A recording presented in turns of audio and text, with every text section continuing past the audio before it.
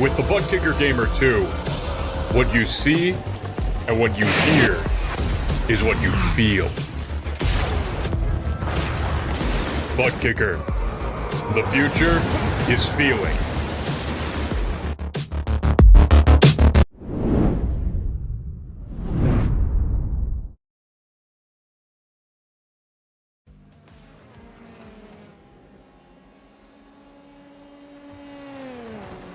Tonight, one of the newest tracks on the block gets set to see how the PRL's top drivers in Formula 3 handle it. We're back in Spain for Motorland Aragon to start off the second half of the season. Justin Prince alongside Derek Watson with Rafael Sankey producing as we get set to battle it out at a track that debuted on the platform just a few months ago. Tonight should be intriguing to say the very least, especially with the drop week starting to be factored in. The pressure starting to mount for some as we start round 6. And as you see with the schedule, Donington Park, Nürburgring's GP Circuit Detroit, and WeatherTech Race Laguna Seca, all a part of the closing schedule coming in through tonight. After tonight, in fact, Derek, the pressure has to be on. Pressure has to be on with how tight, especially Bill Isle is going to be for a racetrack and that finale at Laguna Seca. I'd want to have my points set before we get to those last 2 races. Speaking of the point set, let's take a look at how they set up entering tonight. Juan Cofre leads the way in the point standings, but the drop factored in. It's worth noting Leo Placio had to take one because of a power outage last time out. Stephen Verity, meanwhile, who already used a drop earlier this season, take him out of contention because he is going to be on vacation for the next 2 weeks. J.R. Williams, Dominic Olivier in turn with a chance to pounce and gain points. Francisco Goncalves, along with Boris Agnew-Ovando, amongst those up towards the front.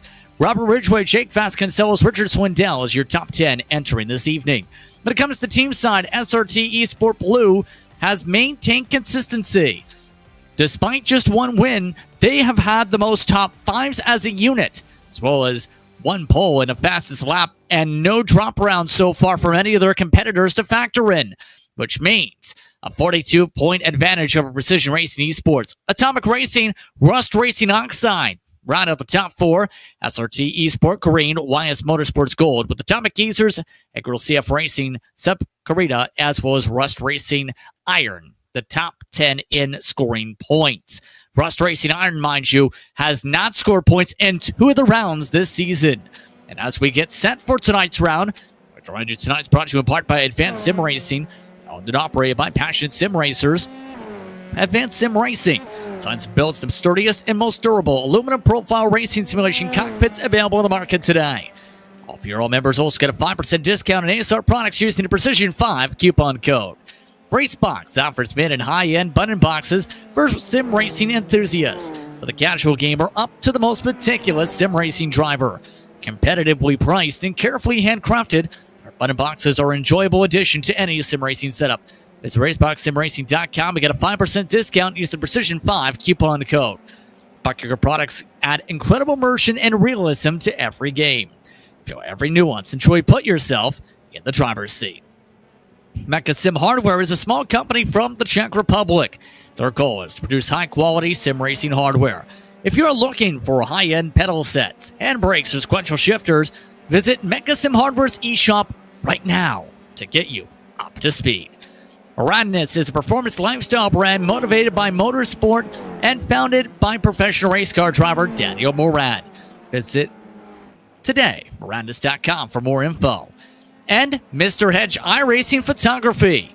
Capture your finest, proudest, or simply worst moments from your hobby in up to 8K resolution.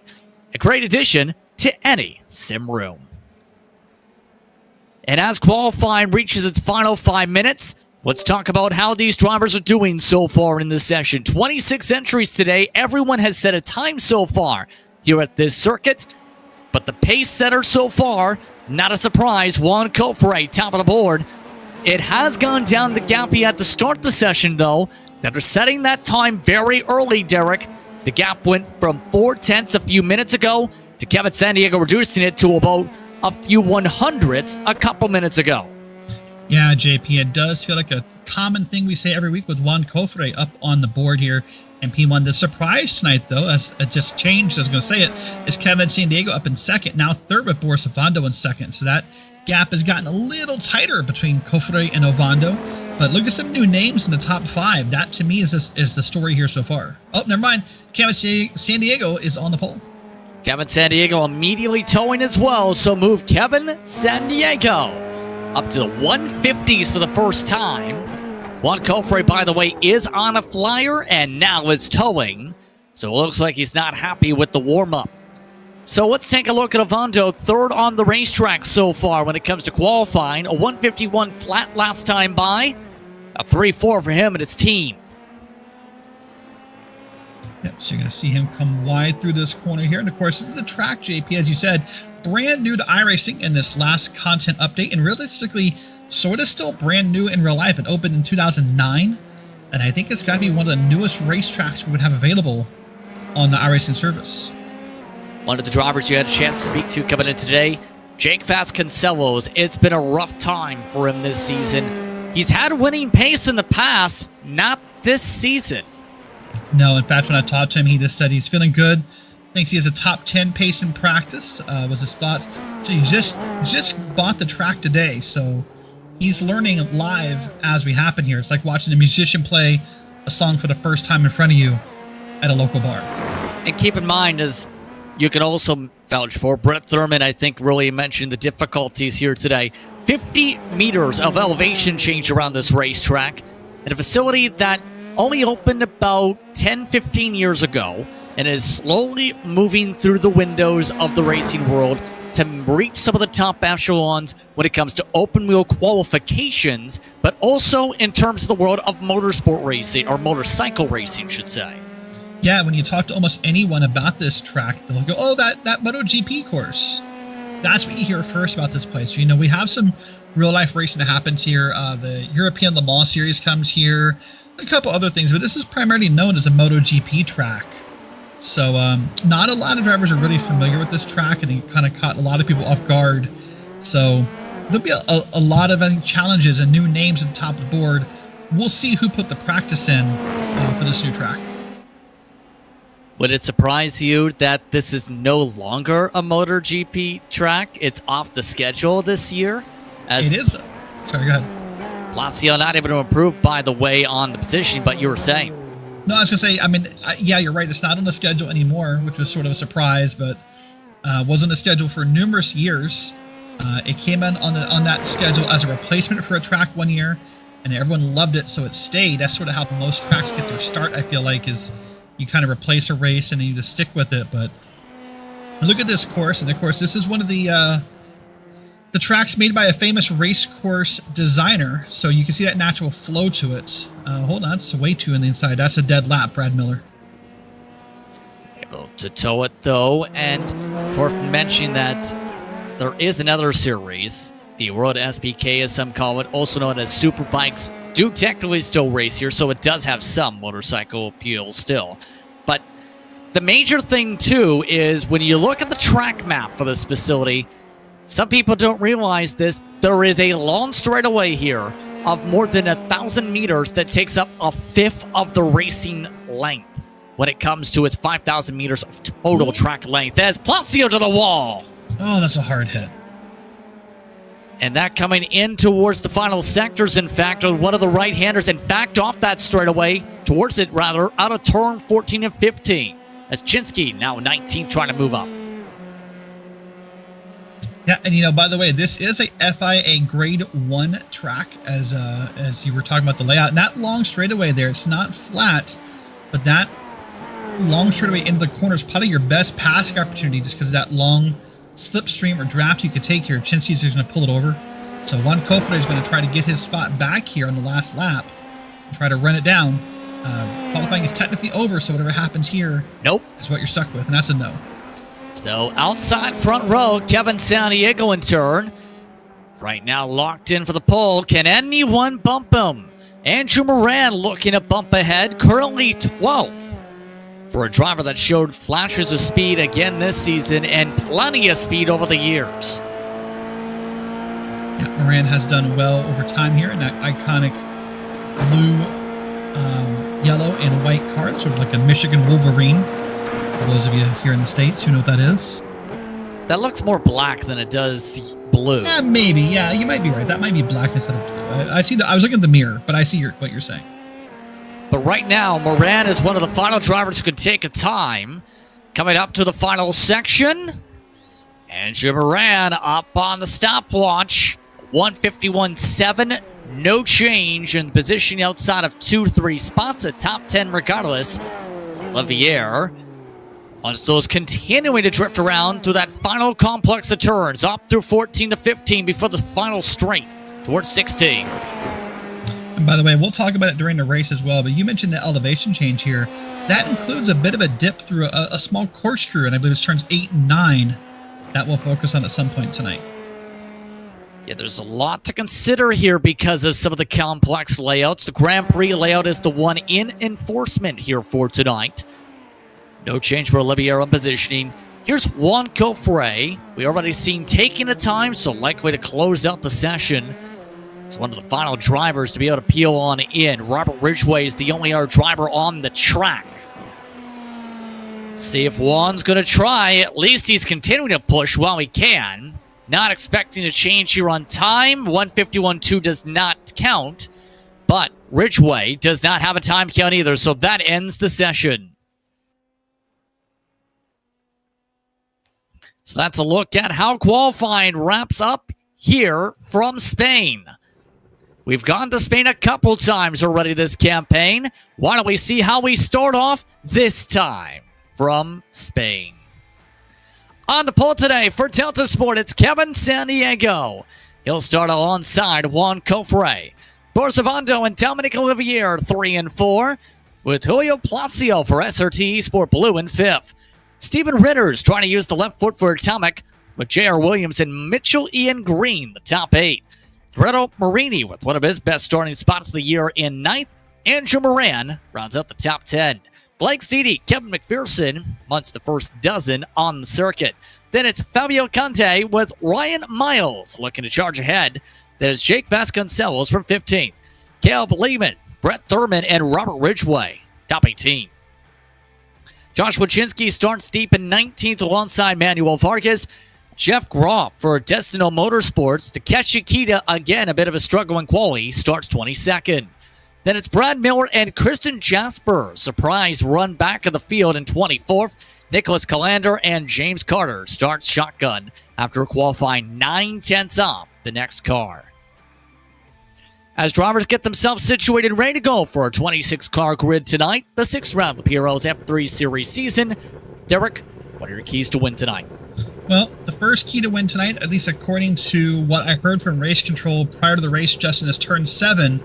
In fact, Race Control is a little concerned about it. So during the drivers' meeting, drivers were asked to be gentle and patient through turn 7 the first time around. So I think dealing with turn 7 and then into 8 and 9, where you have that little bit of a downhill, dealing with that elevation change, I think is the key to victory tonight, because that can be scary going up and down hills in this car.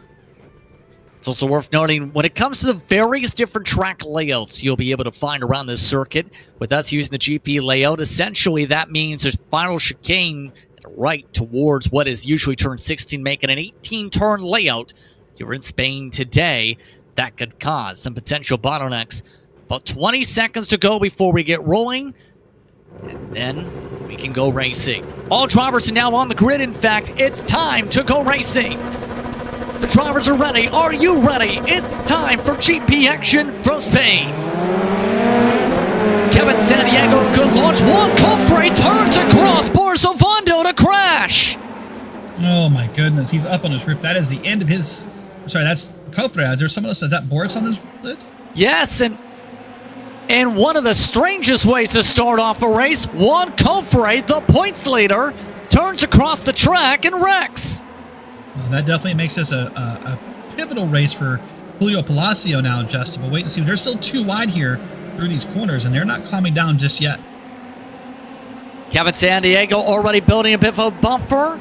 Oh, wow. Mitchell Ian Green trying to hold off J.R. Williams Marini, amongst those who's had some troubles when having track position early in races. Looking to keep it clean. A lot of the cars are already bottoming out with the major ovation. Speaking of trying to dive in majorly, Andrew Moran already wanted to take ninth and couldn't. And already you're seeing that single file train start to form. Drivers want to get in line and get comfortable here and find a passing spot when they can. But I'm excited to go back and see that replay in just a moment when we get it ready, Justin, of what happened between Kofi. Well, hold on. There's a spin right there just to the left of your screen. And that is Marini, and this time that involves Moran. That was a battle for position. It was for 7th spot, and after one poke from Moran, the second bit of contact and lockup sends them both to the back. And I want to be careful in showing respect when I say this, Justin, but I think a lot of these early moments, as we're seeing another car spun here, this is going to be Kevin McPherson. A lot of these early moments we're seeing is just lack of familiarity with this track. It's not been around that long. It's just it came out in a content drop this season of iRacing. So I think some drivers are still kind of getting their feet wet here at Motorland Aragon. A lot of drivers coming hard out of the final chicane. So to end off the first lap, Kevin Santiago over Dominic Olivier. They've broken away by 2+ seconds over Ritters, Placio, Ian Green, and Williams. With how crazy the start's been. Already a little bit wide for Placio. Placio not having an easy time because Ian Green is keeping right on the rear wing. He is keeping right on the rear wing. Now he's going to try to track it out wide here through this corner. But I think his goal right now, Justin, is to keep the pressure on. It's not to make a pass. Sometimes you can make things happen by making your opponent nervous. And I think that's more the goal here. Oh, more trouble in the heart of the pack. You see Blake Ziti falling down the pylon. That has seen him and Conde both fall down from the teens. So we'll keep an eye on how things play out now in this battle as this goes on. So this is a busy start. It has to be expected too. Cold tires, not going to make it any easier. This, what else can he say? It almost like, I want to say something wasn't right hardware-wise. Like, maybe I'm wrong, but the way that Kofre just drifts to the right here, yeah, to the right. I don't know, JP. I mean, that is not typical of Juan Kofre to have those kind of moments. Like, it makes me wonder if the wheel just wasn't set right, or unless he spun his tires. But that's a lot of drift for that to happen. I don't know. 5 lanes to the right? Yeah, I know. That's why I'm like, maybe something happened with the hardware setup, or I don't know. Like, that's because I'm thinking in my head, and I know every wheel model is different. Maybe you'll correct me here if I'm wrong, but like on a Logitech wheel, if something goes wrong, the wheel jerks to the... Hold on. Speaking of jerking around. That's the replay with Moran. Okay, this is Moran. Sorry. Okay. And this one is just bad. Remember, he poked underneath at one point underneath Marini, then had the lockup. And then there's this other incident. This is Kevin McPherson. He started towards the front. A little too much curbing there, I think. Bye-bye. Maybe one more. I think it'll be Blake Ziti, I think, on this one. Nope, sorry. This is Vargas. I apologize. And Vargas looked to be okay. Hello. That was actually the least bit of trouble out of all of that. And honestly, a very wise move with how he kind of had that dive bomb happen. Here's Blake Ziti under him. And Ziti's just going to get wide as well. Hold on. Oh, man. No, who is that with him? That was Conde. That's Conde. You're right. You said that earlier. I apologize. It's Conde. Wow. It's been like survival of the fittest here, JP. I'm going to come back for a second, though, to my thoughts on Kofre, and you can chime in and move on from there. I'm thinking on a Logitech wheel, if it fails, it pulls to the right, yes? It actually, if anything, you lose full control, and it shoots immediately hand over wheel in one direction. The direction you're turning. Okay, I was thinking it was right, but you may be right. I'm just curious what happened to Kofre. It's a crazy moment. Looking up at the front, though, San Diego's gap is gone. Olivier's dive to the inside is there. Hard chicane. Olivier shows the nose. Dominic Olivier with contact from San Diego. San Diego holds the preferred line for the lead. Is this becoming less of an F3 race, Justin, and more like an American football match? We're just a full contact sport tonight, it seems. No wing damage to San Diego. Olivier to the wheel. Gives up the placement. Looks to battle another time. That time, next corner. Well, Olivier, I think, is aware that with Juan Cofre, having his troubles and towing back to pit road, with Stephen Verity moving out to the West Coast and not being here, this is a points race now. This is absolutely your best shot at a points race.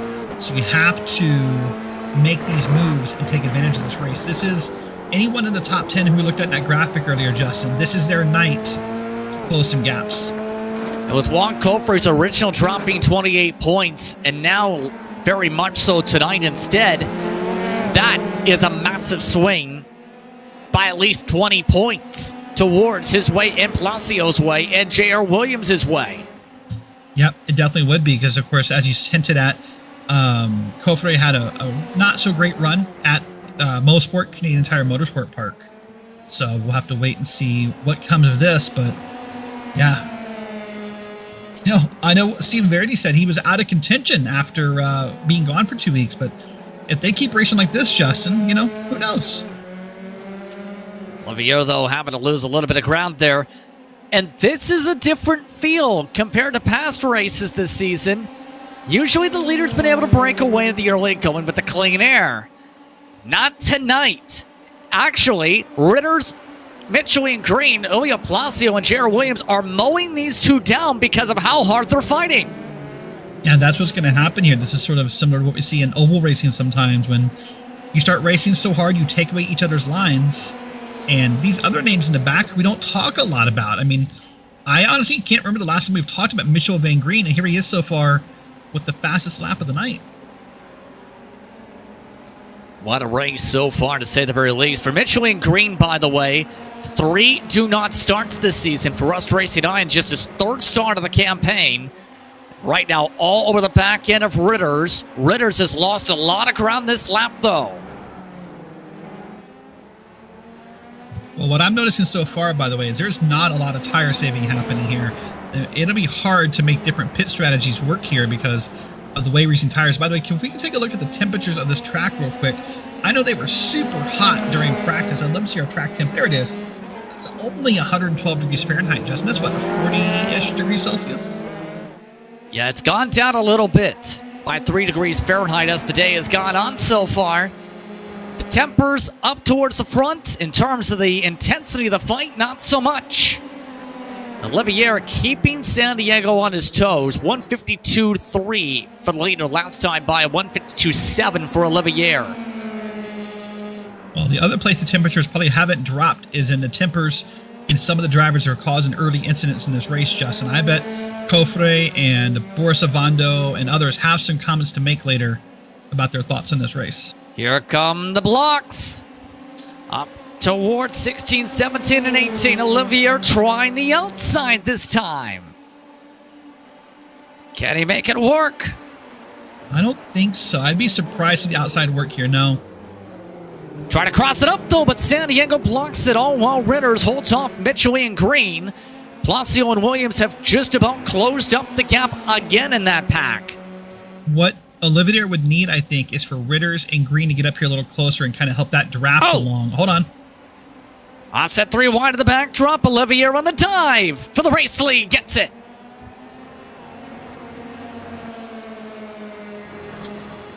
Dominic Olivier for Precision Racing Esports up to the point.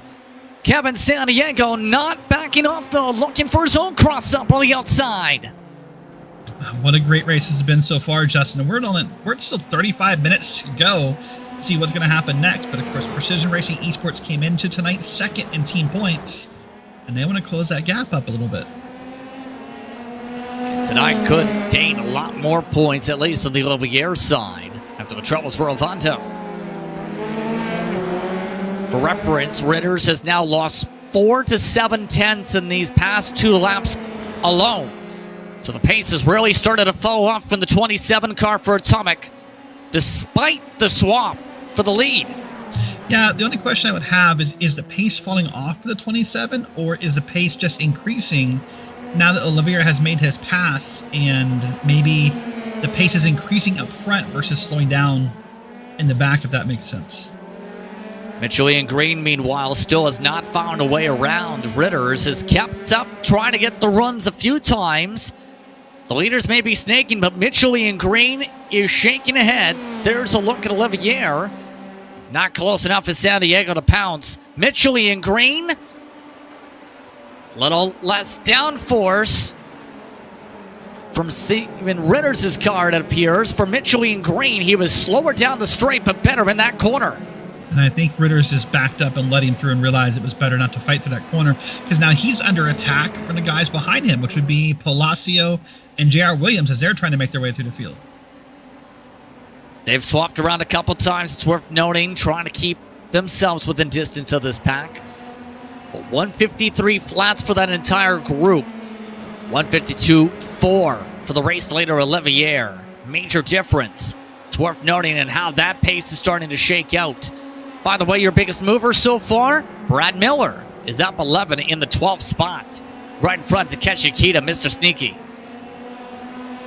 Yeah, and look how big this gap is opening for the lead right now, Justin. We thought maybe that Kevin San Diego and Dominic Olivier were close in pace, but already Olivier has like almost a 1 second gap opened up here. So maybe Kevin San Diego was holding him up, and that's why we saw Green, Ritters, Palacio, and others closing that gap. You have to wonder what's going through the mind, though, of some of these drivers like Palacio. Of course, already taken the drop, as we talked about, but has scored 50 points in every single race this season. Can he keep that streak going? Because with how things are running, he's the unofficial point leader with the troubles for Quilfray. Yeah, there's no way he's not, I wouldn't think. He came into tonight 13 points down, so even if he just finishes where he is right here, if the race ended right now for P5 for Palacio, should put him up in the lead of the points, but then I think then that mix happens there behind it. So look at it, it's got Quilfray out of the race, Verity not racing, J.R. Williams is in contention, Dominic Olivier, who came in tonight 5th, he could be 3rd for the night's over, probably. A lot of shifts, especially with some of these corner profiles. Mitchell Green, by the way, equalizing to the race lead group for the time being. So no major close-ups quite yet. Jake Vasconcelos, by the way, we talked about Vasconcelos and the pace he talked about in practice. He is closing on all these drivers. There's a look at the leaders yet again. San Diego with that draft seems to be very strong in turn in Sector 3, where it's so difficult to break if you're within 1 second. Yeah, let's try to get a couple sectors here. We'll have that problem where if you get in that dirty air, as we call it on the American IndyCar side of racing, or whatever we call it here, slipstreams or whatnot, it can be hard. Bad arrow, whatever, but it can be hard to get that car moving the way you want it to. Going back to Jake Vasconcelos for a second, though, JP, he, in my mind, is a proof of how different pace is by definition. He says, I just bought the track today. I'm not sure if I have the pace yet. Well, you're P7, so you have pace. Apparently, my pace and your pace are different definitions. He's faster than the race leader. That's pace. Yeah. Oh, no, that's what I'm saying. Like, obviously, his idea of pace is a little off of where mine would be, is what I'm saying. That arrow, I'd be stoked with a P7, is what I'm trying to say, just in a really weird way. But if you want to win a championship, you need to be consistent, but also winning races. Speaking of the consistency groups, J.R. Williams continuing to ride along. And this is a season so far that not sure if J.R. Williams may have even been expecting. He started off a bit slow, and now all of a sudden he's in the conversation about him with the championship with his teammate. And he's one of those guys who, when I talked to this week or earlier today, all he said to me was, there's guys faster than me this week. I don't know what to expect from this race. Well, right now, JR, there's only about 5 guys faster than you on the track. One of their teammates, Brett Thurman, meanwhile, being passed by Manuel Vargas. And Vargas, despite nearly missing the corner there, has been very much improved this season. You could argue all campaign has been able to pick up the pace. Yeah, and of course you saw Vargas on one of the replays earlier getting wide when a car attempted to get under him for a corner, but having a very solid race in that beautiful black and green livery here. Now he's under attack, but everyone's coming to the corner here. So that will buy him some time in this sector of the track. Yeah, keep in mind for Thurman has started towards the back. or had started towards the back, should say, has stayed towards the back, trying to keep things a bit uneventful. Speaking of events, Ryan Miles, who had been on a charge, up 5 spots, has just dropped some spots. He had to lock up the tires and missed part of the corner in the 31. Now he's back to 9th on the pylon. He's the driver who's right behind Caleb Lehman, who you see on screen. This is a look. Looks fine, right? Miles is ahead. And then time for a bit of smoke. Just cooked the corner right there, looked like.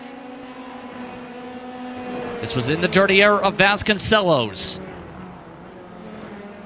I almost thinking you could be right about dirty air. I almost think he just kind of blew the braking spot. I don't know if that dirty air had anything to do with it. Looks like he just kind of forgot when to brake and just kind of had to stab it to get it to slow down. I don't know.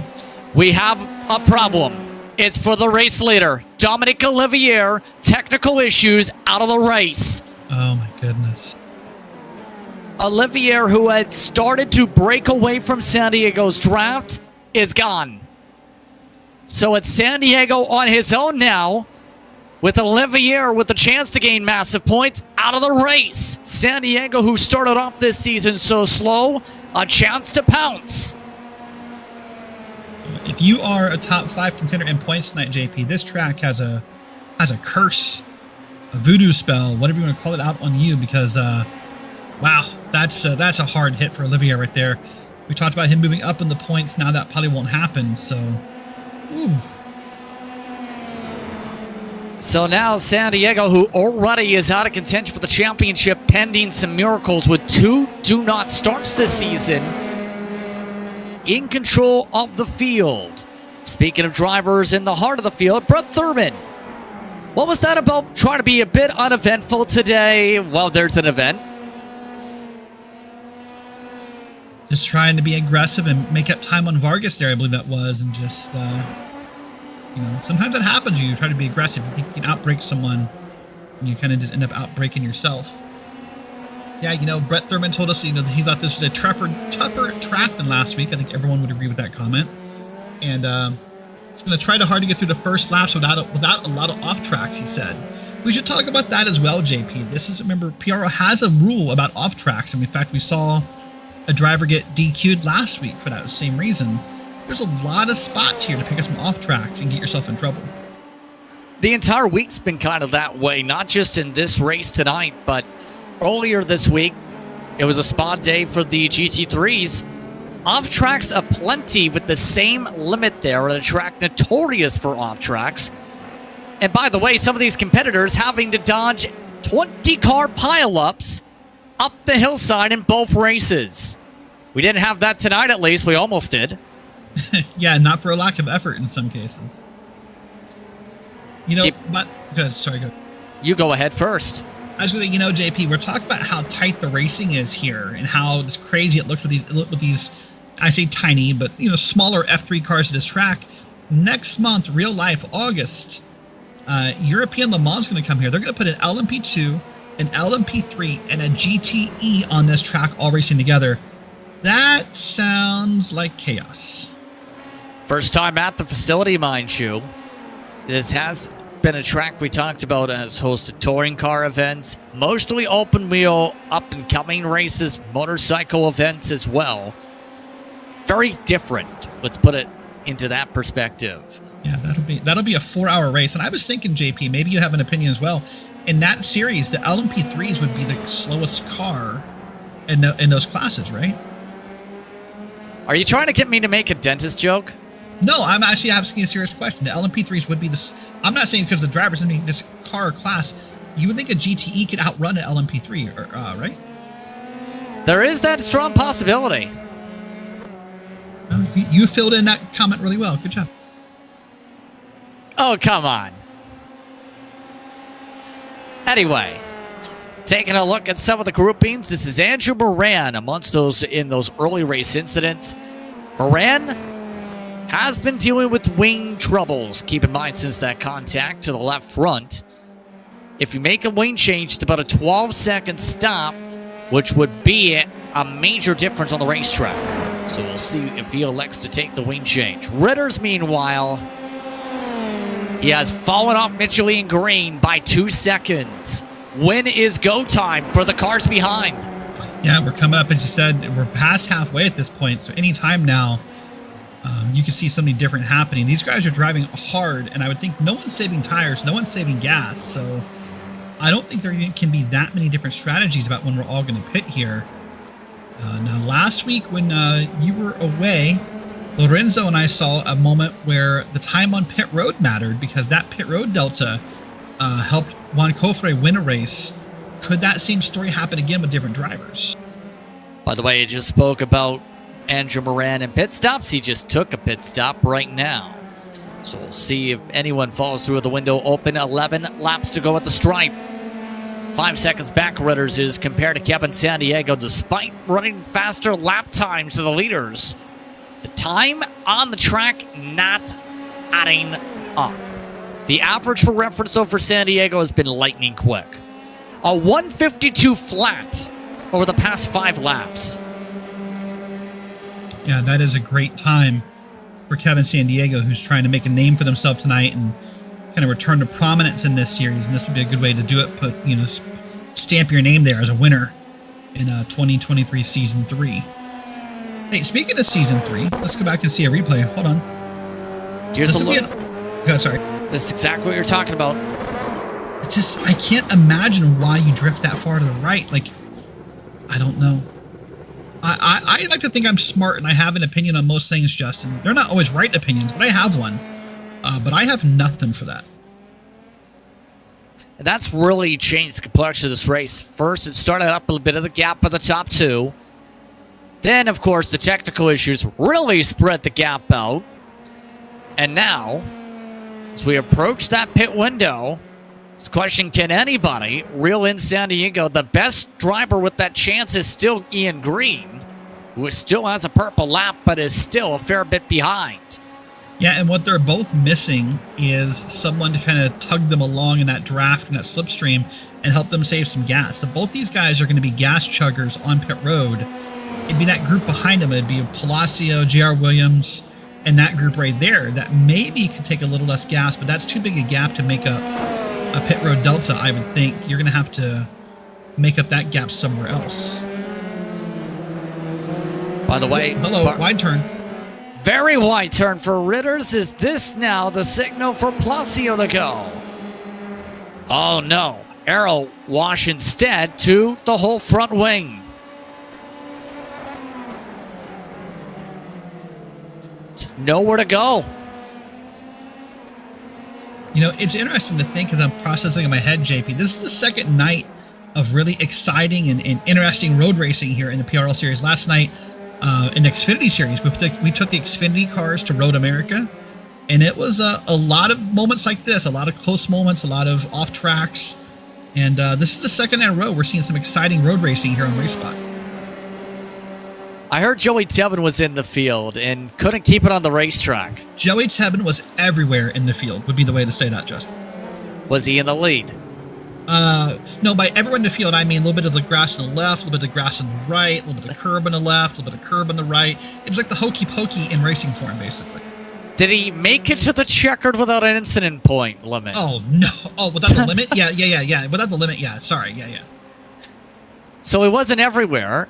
He didn't get the black flag. He didn't get the disqualification flag. So technically, he avoided everywhere because he wasn't in the penalty box. Yeah, it was a tough night for their team. His teammate, Ted Lowendick, got spun about 3/4 of the way through the race. They did not do well as a team, but they're both excited to go back to an oval. I never thought I'd hear the day when Joey... Hold on. Ritters nearly going up to the grandstand, going so wide. Palacio going outside.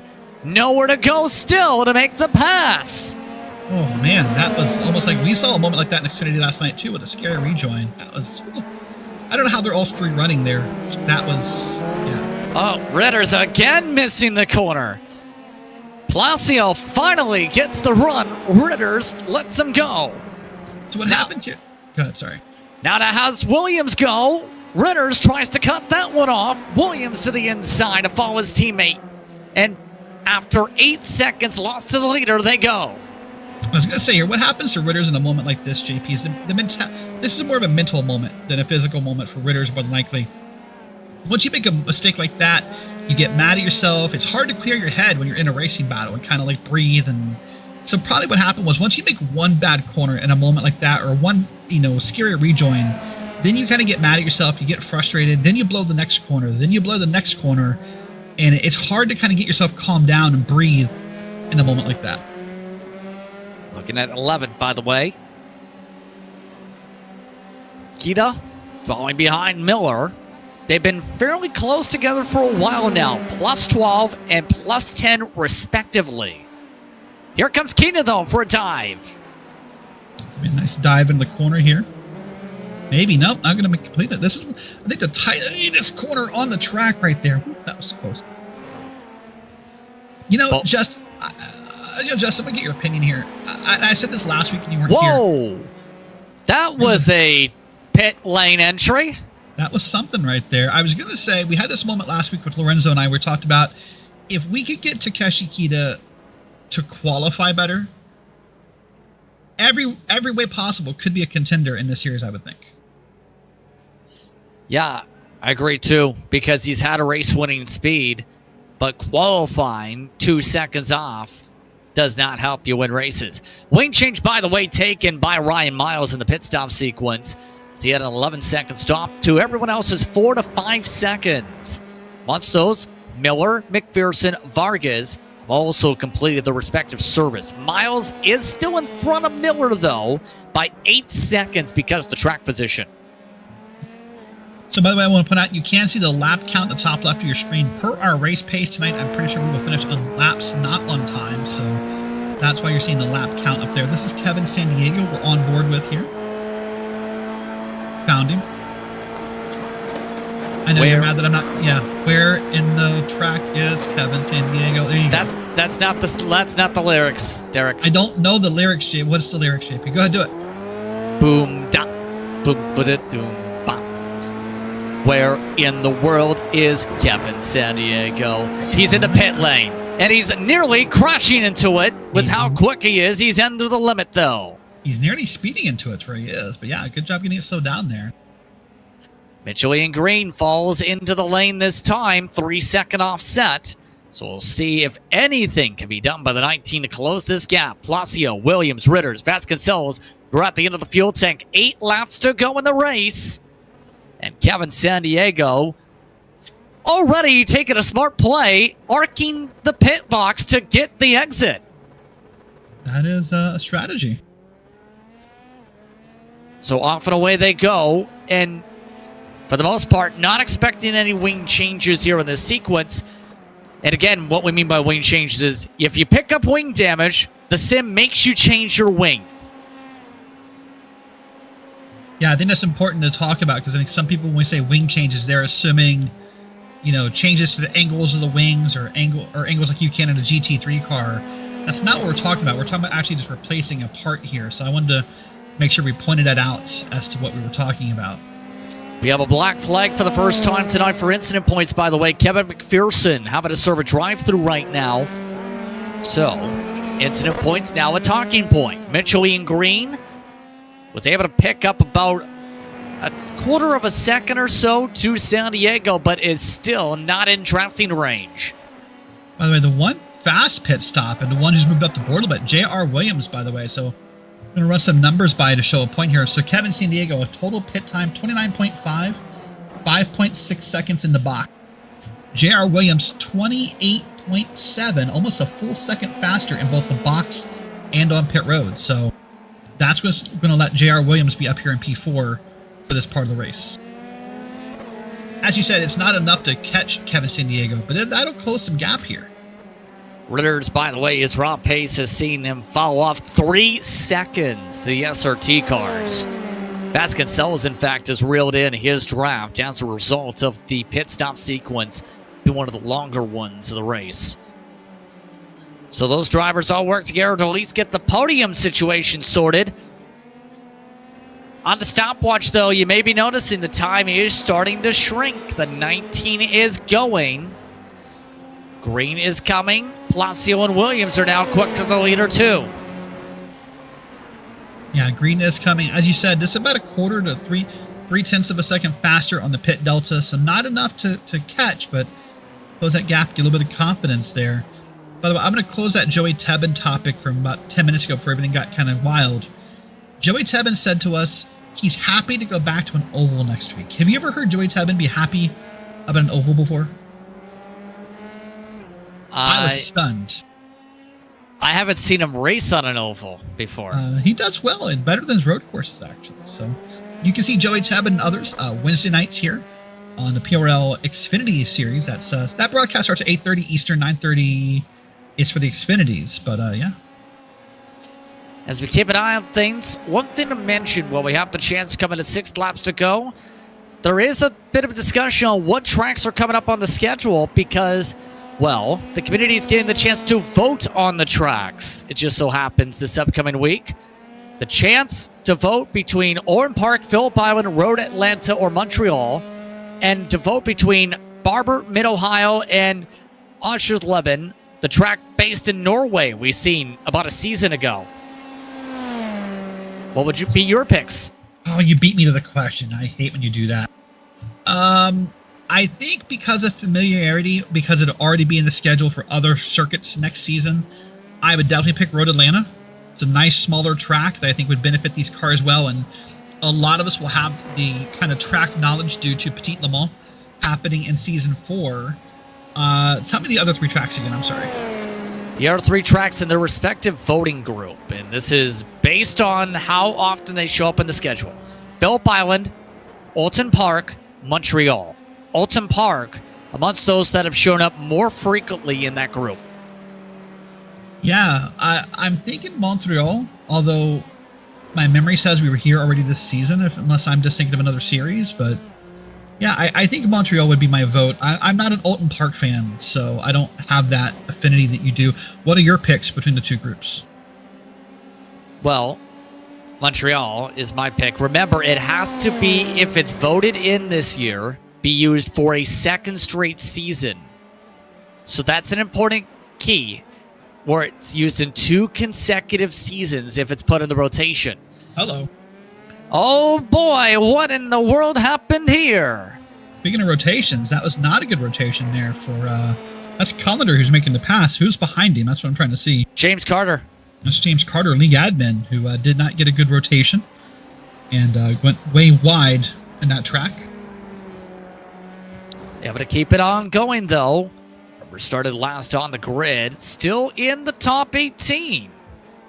This is the opposite of what we normally see. Typically, we talk about dirty air and teammates getting behind each other, but this is the opposite, where I don't know if Carter just lost focus for a second or what happened to him, but not there. So you were saying Montreal would be your pick for the that grouping. What's your pick for the other grouping?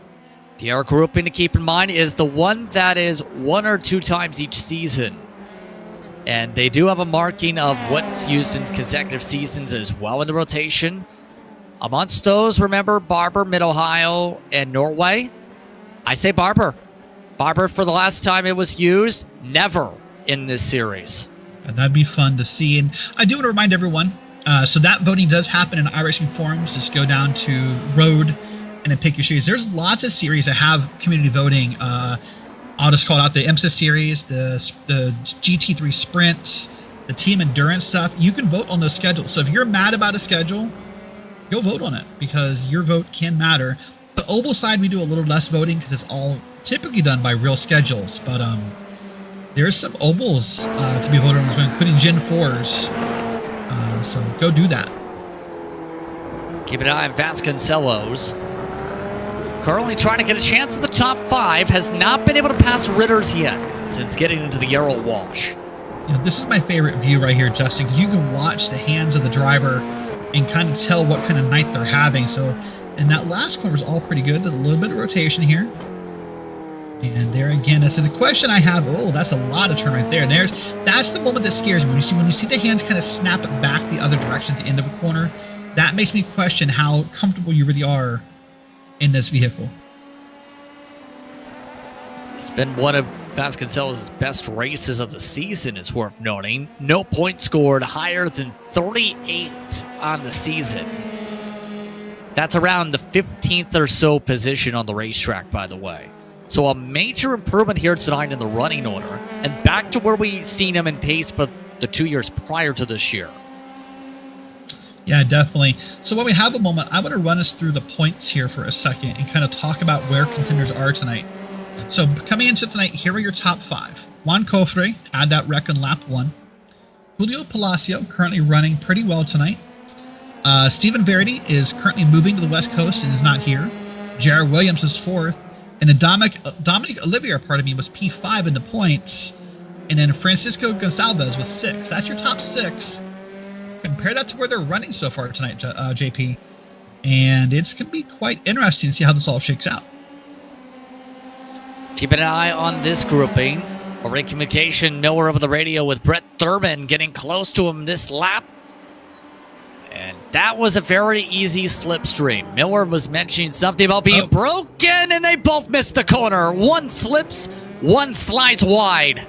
That has been the most difficult corner all night long, I think, because that is how tight. It's basically a full U-turn, or maybe like almost a full 180, I would want to think, in that corner there, Justin. And we've seen many a tight moments with drivers missing the apex in that corner tonight. Here's a shocker on how the pace has been tonight for the 444. Christian Jasper was expecting a lot better tonight from Jasper, a part-time driver this season. Just his 3rd start of the season. He's now having a fight for what is 14th with Andrew Moran taking another poke. What I love about this race is that even here in the last couple laps, we're still seeing plenty of side-by-side battles and plenty of overtakes and attempts. This is not a train ride, so to speak. We're not all in line just kind of waiting for the race to end. These guys are going after it. And remember, Moran has showed that if he feels he's quicker tonight, he's not afraid to dive underneath the second he gets the chance.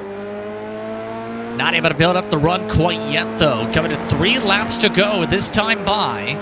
They're having to take a wing change after contact.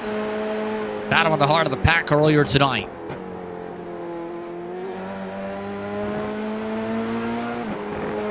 Just not able to close again with the Euro wash.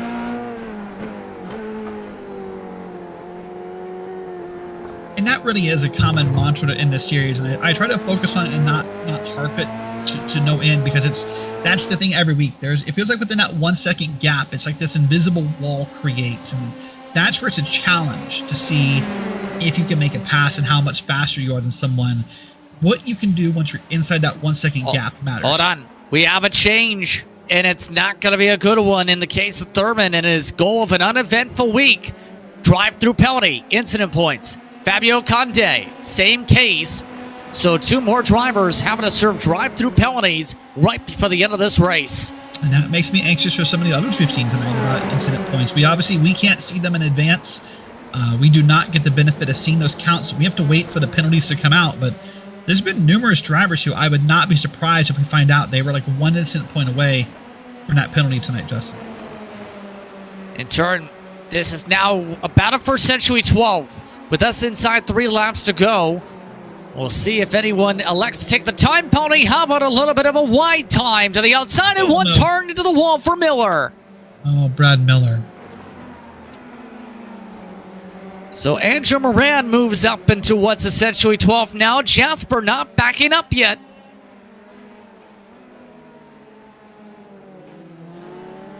Jasper's a little slide, nearly missed the corner.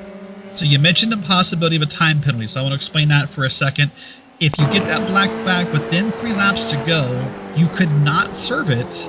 You have 3 laps to do it within the iRacing rules and standards, or you will be disqualified. Here's Brad Miller. I think too much curbing and just got it off to the side there, but you cannot serve the flag and just eat a time penalty. Now, if you got it before the 3 to go marker, you have to serve it, or you will just be disqualified and have your scoring invalidated. Speaking of disqualification, Kevin McPherson disqualified, incident points. Our first DQ of the night. Wow, that's a big one right there. Now, of course, and you know, and I know, but let's explain it to the crowd again. If you get disqualified in a PRL, you do not make last place points. You make no points in this series. So that's a 0 for Kevin McPherson. That's why being DQ'd is such a big thing around here, because that's a big goose egg on the score table. Very rough break indeed for McPherson's case. as we get ready for the white flag. Lap and a half to go. Palacio in line for the podium. Lined up still with J.R. Williams, his teammate and now championship rival, keeping right in tow in his draft. Thurman, by the way, is serving his penalty. And you have to think J.R. Williams will just sit right here. I don't believe there are team orders. I'm not suggesting that, but when you have Julio Palacio prone to take the points lead and a good points run for your team tonight, you don't mess it up by making a pass here with a lap and a half to go. You just sort of ride and celebrate that you're going to get third and fourth at Motorland Aragon. Is fairly close, though. Is there enough of a drafting difference to do anything to make this swap? Doesn't look like it. Coming up to the white flag this time by Kevin Sandiego, just coming through to the final complexes to get ready to take that white flag. 4 seconds the gap over Mitchell Ian Green. Kevin Sandiego, in what's been a very off-character year for him, in line to change the tides for his first victory of the season. What an incredible run. I mean, obviously he had a challenge from Dominic Olivier at one point as you come to the white flag here, but he did well in qualifying and really just benefited. Just got lucky, and sometimes lucky is part of racing, but he's got lucky twice tonight with different drivers around him. It's going to benefit here. I mean, unless something goes really, really wacky here, 4-second gap. Kevin Sandiego can just kind of back it up a little bit here. And with everything said about Kevin Sandiego over his PRL career, here is a stunning statistic. He has actually never won in this series. All his career victories, 14 of them in the Precision Racing League, have come in the MX-5 with the GR86. So, top 20 in all-time wins, about to make 15 dubs in PRL competition, but is first in an open-wheel car if he can hold on without any incident points for a half a more lap. So right now, just kind of make yourself, if you're Kevin Sandiego, just breathe easy, just relax. It's easy to get kind of excited in this moment because it's fun to win and it's fun to get your first win. Just relax for a second. You're almost there. Then you can burn it down. Only 3 more corners to go. Kevin Sandiego making the jump to Delta Sport, a team with a strong legacy in open wheel competition with multiple drivers with multiple championships. Sandiego, well, it may have not been the first half of the season he hoped for. The second half of the season starts off by breaking through for his first open wheel victory. Kevin Sandiego is a winner in the PRL's F3 Series. Mitchell Ian Green with an improbable podium. And Julio Palacio, the top 3. Battles are on behind. Miles and Kita amongst those looking Ridgeway in the Group 2. Side by side. Ridgeway inside. Miles outside. As the Atomic Racing cars swap it out for 9th spot. Kita in 10th. Another great run for Takeshi Kita. Another strong race performance once again. Back to this final grouping. This is one of our final battles on track. Jasper watching as Moran slips and drags the front nose. Not able to take advantage for a pounce, though. And Moran recovers to 12th position. 13th, Kristen Jasper. Last battle on track, Carter and Groff. And Carter maintains the lead lap pace. Not the quickest on the track, but able to take advantage of those with troubles on pit road, like Groff's speeding penalty. James Carter, 16th, up 10 positions after starting last. Able to hold off car 25 Jeff Groff as he weeps in celebration.